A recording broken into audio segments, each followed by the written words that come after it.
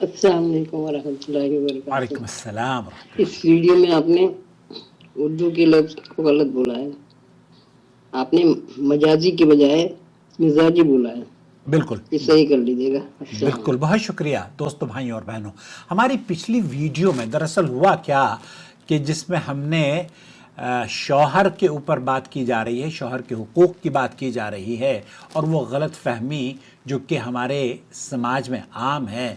یہ کہا جاتا ہے کہ شوہر بیوی کا مجازی خدا ہے۔ اس لفظ کو دراصل تھمب نیل بنانے والے اور میں نے، ہم دونوں سے غلطی ہوئی ہے، بہرحال اللہ تعالیٰ معاف فرمائے، لیکن دراصل یہاں پچھلی ویڈیو میں جو لفظ کی لغزش ہوئی تھی، ہماری جو بہن ہیں اس کی اصلاح کے لیے انہوں نے پیغام بھیجا، تو زبان سے جو میری الفاظ نکلے تھے وہ تھے کہ شوہر مزاجی خدا ہے، اور بعض احباب نے یہ مناسب سمجھا، مجھے کمنٹس بھی لکھے ہیں کہ مزاجی نہیں ہوتا، مجازی خدا ہوتا ہے۔ تو دراصل میں ہر اس شخص کا شکریہ ادا کرنا چاہتا ہوں جو کہ ہمارے اس چینل کو سنجیدگی سے دیکھتا ہے، اور جہاں ہم دین سیکھنے اور سکھانے کی اس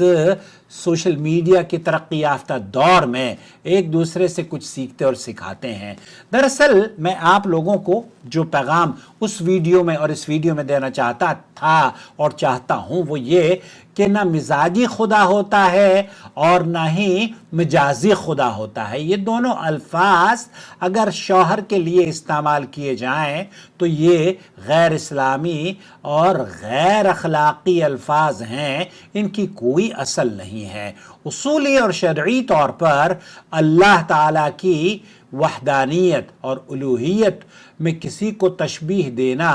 جائز نہیں ہے، چاہے وہ ازراہ تفنن ہو، ازراہ محبت ہو، یا ادبی محاورے کے طور پر بھی اللہ کی جو صفات ہیں، جو اس کے اسماء، اللہ کے پیارے پیارے نام ہیں، ان کے بارے میں اس طرح کا تصور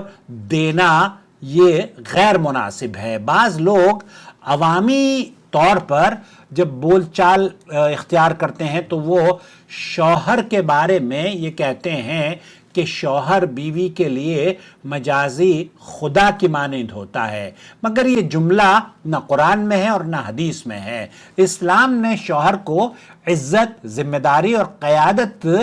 کے منصب پر ضرور فائز کیا ہے، لیکن اس کا یہ مطلب ہرگز نہیں ہے کہ اسے اللہ تعالیٰ نے اس روئے زمین پر خدا کا درجہ بنا دیا ہو۔ اللہ تعالیٰ نے قرآن کریم میں جہاں فرمایا الرجال قوامون علی النساء، تو یہاں عورتوں پر مردوں کو قوام بنایا ہے، یعنی محافظ، نگران اور ذمہ دار آپ اس کو کہہ سکتے ہیں، لیکن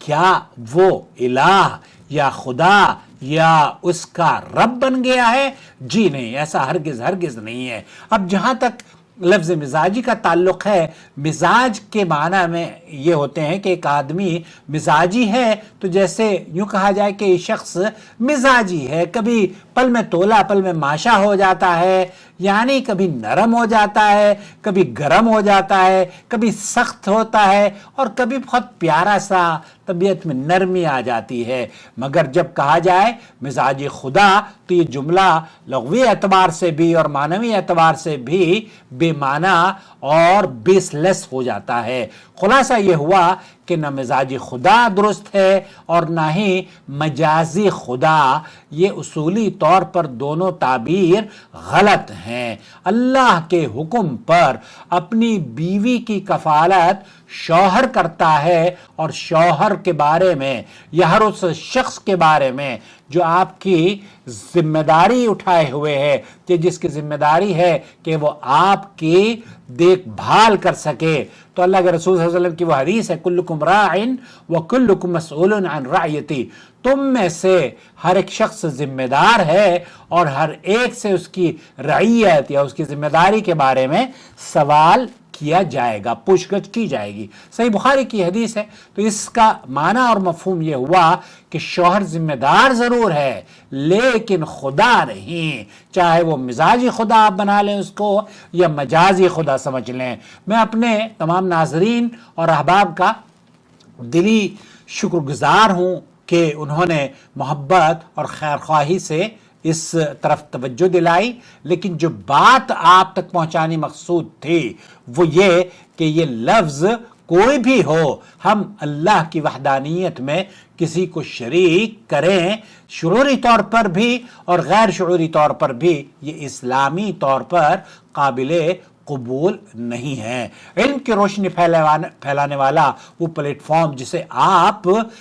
نور ٹی وی جدہ کے نام سے جانتے ہیں، ہم علماء کرام کی عزت کرتے ہیں اور ہر اہل علم حضرات سے محبت اور وابستگی کو اپنا اعزاز سمجھتے ہیں، اپنے لیے شرف کا مقام سمجھتے ہیں۔ ہماری کوشش ہے کہ ہم علمی باتوں کو احترام سے سنیں، دیکھیں، سمجھیں، تحقیق کریں اور خلوص کے ساتھ آپ تک